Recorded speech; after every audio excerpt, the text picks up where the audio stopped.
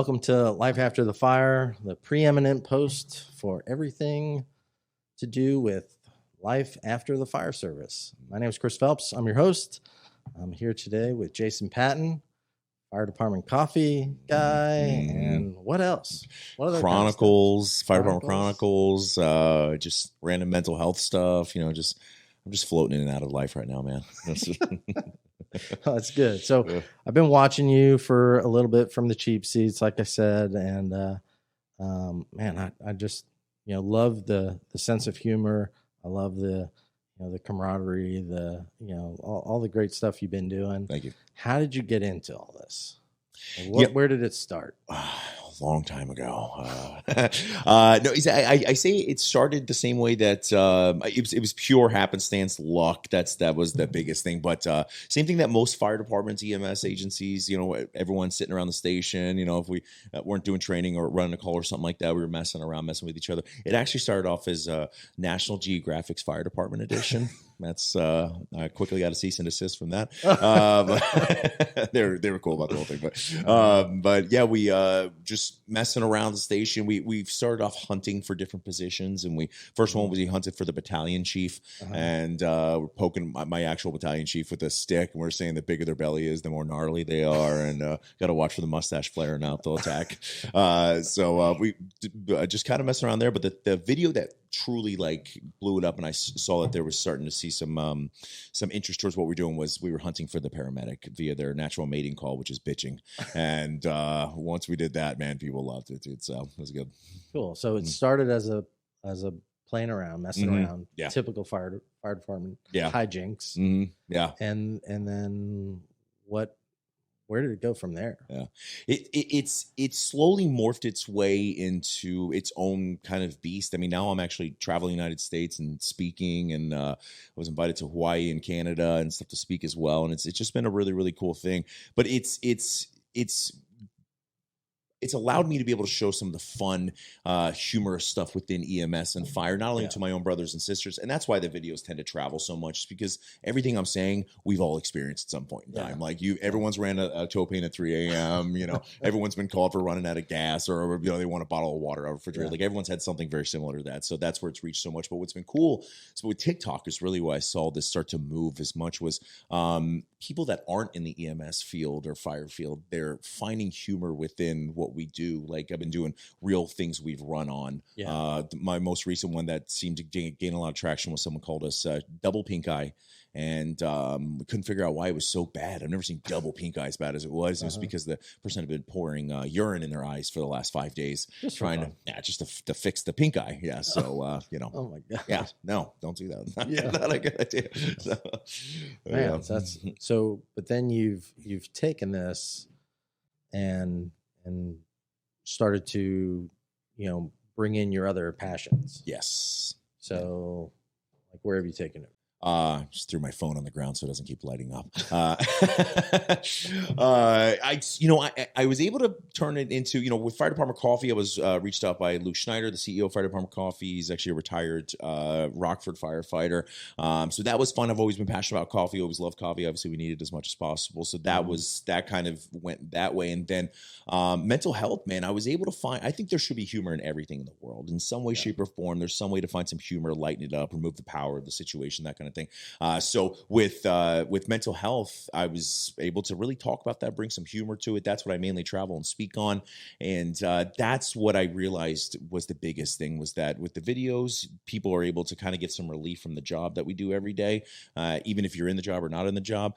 But with the mental health piece of it, you can remove the power of something that was so difficult for you to process. You find some humor in it, and then you can kind of move on and process things the way you're supposed to. Yeah, that's awesome. So I believe very strongly in something they call the triad of awesomeness. So the triad of awesomeness is doing something that you like doing, something you're good at, and something that can make you money.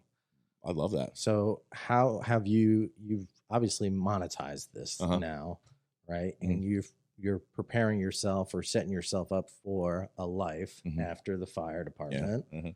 So Yeah. insert Yeah. name of podcast. You gotta like slide that in right there. So what That's are your, awesome. what are you thinking? Where are you going to go with this? No, listen, I agree with you. I first off love the triad of awesomeness that you should be slamming a beer after you say that. I think that's the perfect way. But no, I couldn't agree with you more. I think just in general, you need to find something outside of the fire service or outside of your general career, whatever it is. You got to find something. I was a mechanic before this, and I knew a lot of guys that were mechanics, and then they would leave their job as a mechanic and work on something at their house, which is cool, man. If you have a great passion for it, awesome. Like you shouldn't be leaving the fire service and like setting things on fire. That's not good.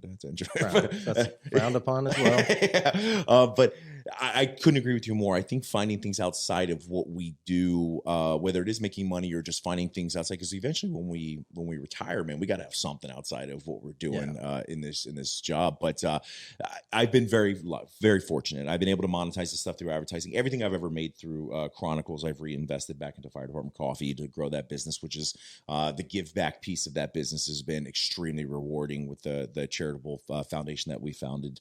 So that was very, very cool. So I think I agree with you, man, that triad of awesomeness, that's the way to go, bro. And I think finding purpose outside of what we do in general or self-serving things, I think that's the true key to life.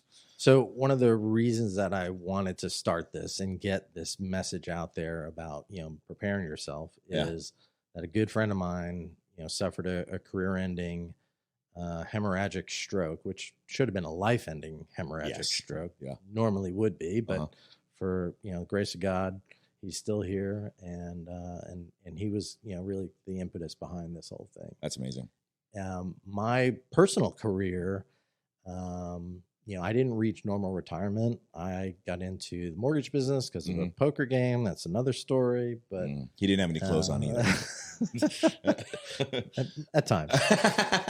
But it allowed me to transition when my life changed, and my wife was offered a position that she wanted to accomplish her dreams or fulfill her dreams, and she'd been following me around for 15 years. She politely reminded me of that, and it was my turn to follow her. So, off we went, and leaving the job, I'll never forget that day. Leaving the job, driving away with the fire station in the rearview mirror, and being like, "Wow, this is done." Yeah, and I was fortunate. That I'd set myself up. Yeah, had a good skill set behind me, and was able to do something. And ultimately, I wound up back in the fire service as a volunteer, and that was wild ride. Yeah. I think in the 7 years I volunteered, I saw more fire in that 7 years than I saw in my entire 22-year career. Wow, that's crazy. So it was pretty cool. Yeah. That's awesome. But it was fun. Yeah. No, I think finding passion in general is the number one thing in life. That's cool that you followed your wife. That's smart. Happy wife.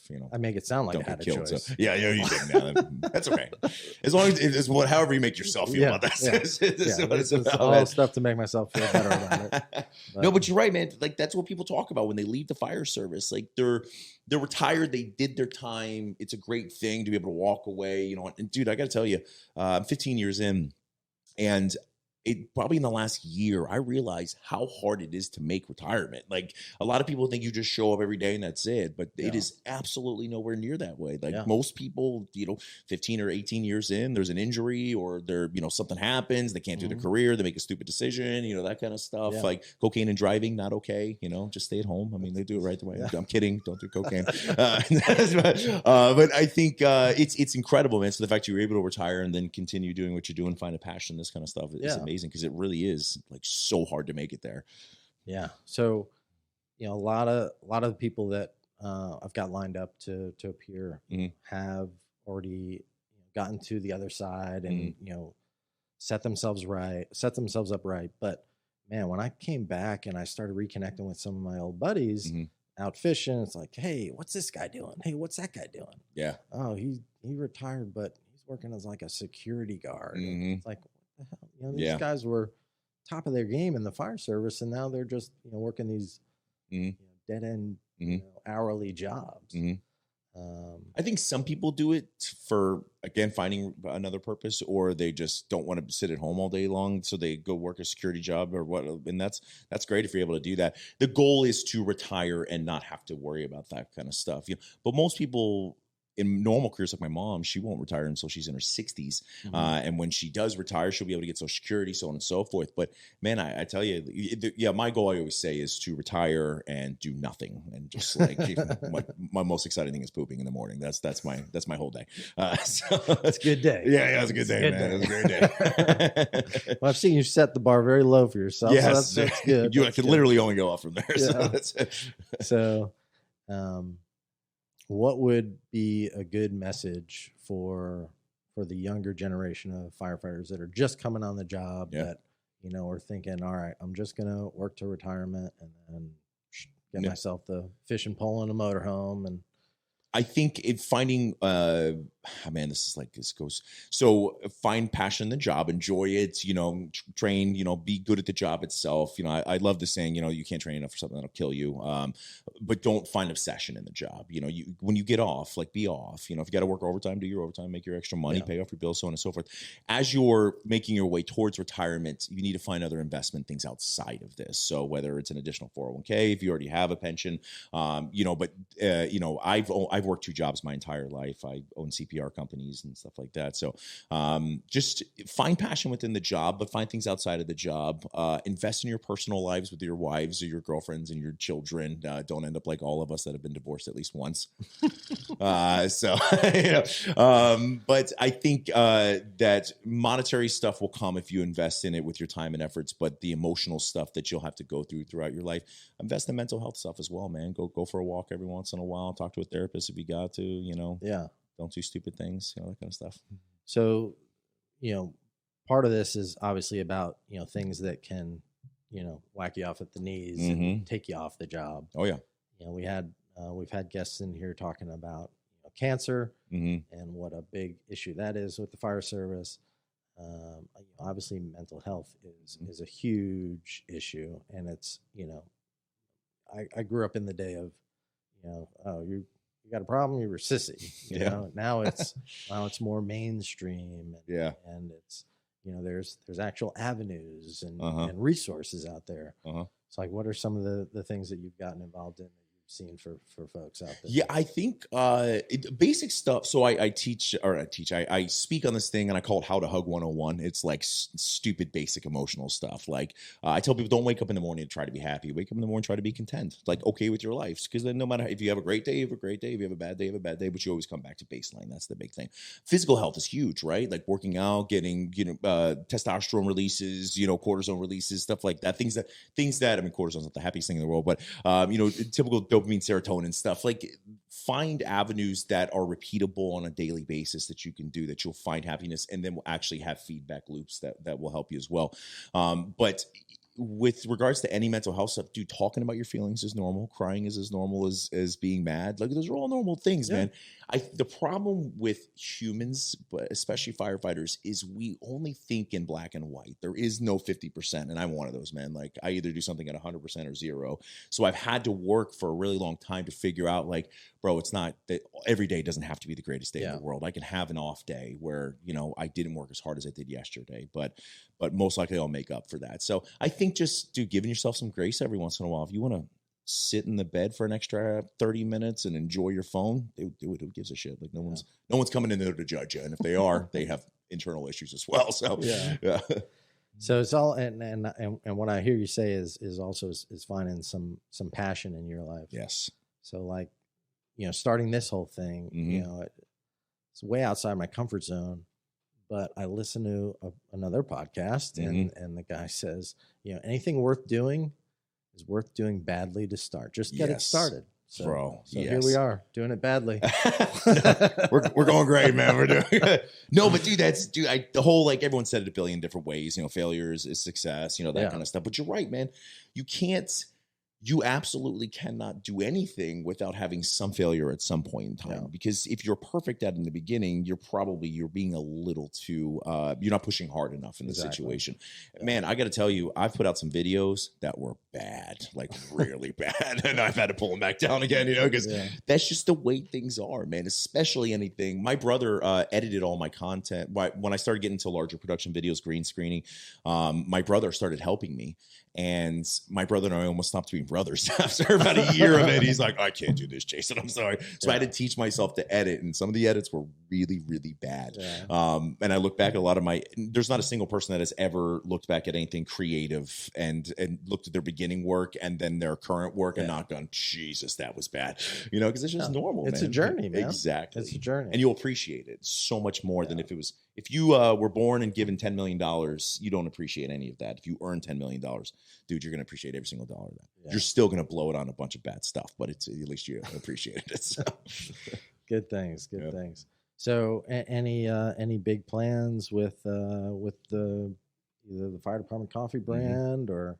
Yeah, we, I believe I can say this now. We are the official coffee of the NHRA, so the National Hot Rod Association. We're very excited about that. I'm flying out in the February, beginning of February, to go film a couple commercials for Fox, which is going to be very cool. And then we have another exciting announcement coming up. I can't announce it yet, but we'll just say it's another racing avenue that we will also be in that as well. I'm sure you can put 2 and 2 together there. Retail stores all over the place right now, which has been very cool. We've expanded in that, ready to drink coffees. So, and then a possible TV show coming up. So it's TV fun, show, man. huh? Yeah. Mm-hmm. It's just called poles. It's just about me going down stripper poles all day. That's not it. As a I don't know if we should talk about this, but used to have a stripper pole we had a detached garage, and that was the adult playroom. Oh, nice. Yeah. Right? And the kids always knew it as the fire pole because everything was firefighter themed.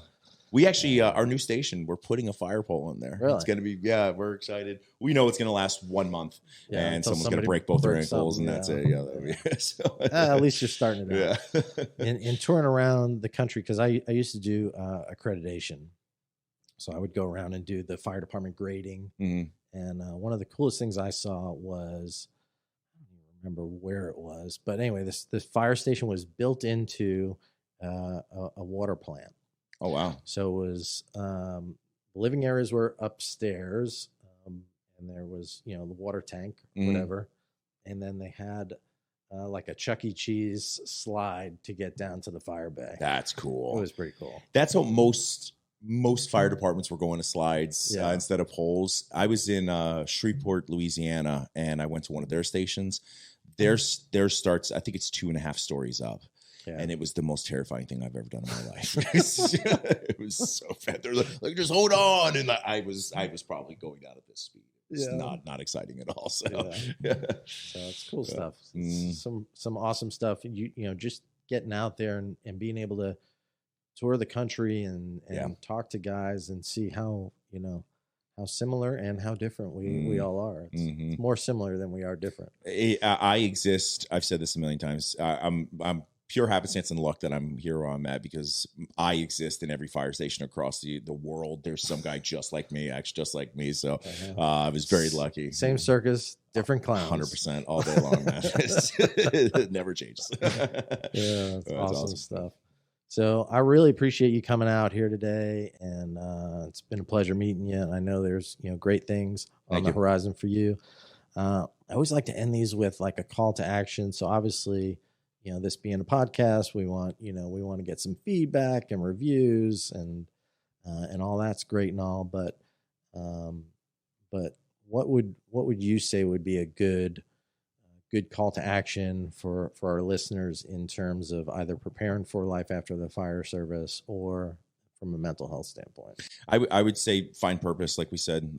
Find some purpose in your life through every section of your life, and that purpose will change, whether it's upping your golf game and then realizing how much you suck at golf and maybe finding a different sport, to finding something that you find passionate that you can make money on outside of that. I literally just put in the triad of awesomeness. Like that's Just put that in your life on a daily basis.